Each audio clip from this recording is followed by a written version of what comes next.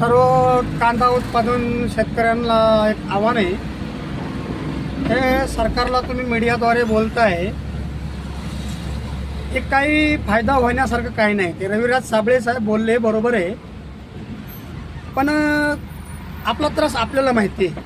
आपण काय केले, काय पिकवले, काय खर्च केला हे सगळं आपल्याला माहिती आहे. पण या सरकारला नाही समजणार. सरकारला कधी कळणार आहे?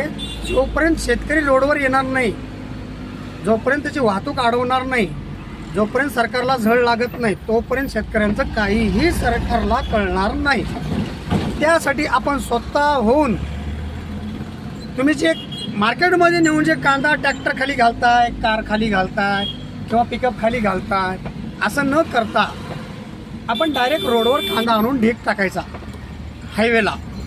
ज्या कोणी शेतकऱ्यांचा कांदा हायवेच्या बाजूला असन त्याने डायरेक्ट हायवेला आणून टाकायचं आणि डायरेक्ट हायवेचा बंद करून टाकायचा हायवे. तेव्हा सरकारला समजन की आपण शेतकरी काय चीज आहे हे सरकारला तेव्हा कळेल, जेव्हा त्यांची वाहतूक बंद होईल. आपल्या शेतकऱ्यांनी असा कांदा रोडवर टाकून त्यांना काही फरक नाही पडणार. ते आपली दखल घेणारच नाही का? त्यांची इन्कम दुसऱ्या गोष्टीमध्ये त्यांना आहे इन्कम. आपल्यापासून काय त्यांना काहीच नाही. आपण काय करतोय? आपण देतोय, कमवतोय, त्यांना खाऊ घालतोय, दुसरं काही करत नाही आपण. आणि आपल्याकडे दुसरं काहीही नाही. ह्या गोष्टीच्या व्यतिरिक्त आपण दुसरं काही करू शकत नाही. त्यासाठी आपण एकच करू शकतो, एक मानवी हक्क म्हणून किंवा या संविधानाने हक्क दिला म्हणून डायरेक्ट रोड जाम करून टाकायचा, कांदा टाकून द्यायचा रोडवर डायरेक्ट. असं बी कांद्याला भाव नाही ना, असं बी आपण नासच करतोय ना कांदा. जाऊ द्या ना, सरकारला पण कळू द्या आपण काय करतोय नेमकं.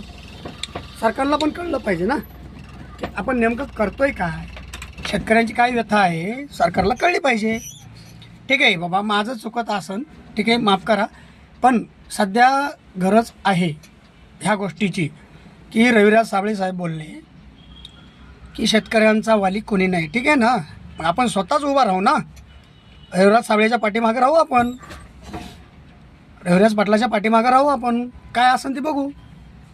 तुम्ही तुमच्या हिशोबाने जिथं काय हायवे असन, काही असन, ह्याला आम्हाला कांद्याला भाव द्या. ह्या गोष्टी मागाय जायची गरज नाही. डायरेक्ट आपला जवळपास कोणता हायवे असन, कोणता राज्यमार्ग असन, त्या मार्गावर डायरेक्ट न्यायचं कांदा, 2-4 ट्रॅक्टर टाकून द्यायचा. कोण आपल्या कांद्यावर गाडी घेऊन जाते त्यांना बघू आपण. जे असन ते शेतकऱ्या एवढी ताकद ह्या जगात कुणाकडे नाही. शेतकऱ्याची ताकद एकमेव ताकद आहे. आपण जगाचा पोशिंदा आहे, आपण शेतकरी आहे. हे शेतकरी ब्रँड आहे. ह्या गोष्टीचा तुम्ही विचार करा आणि कामाला लागा.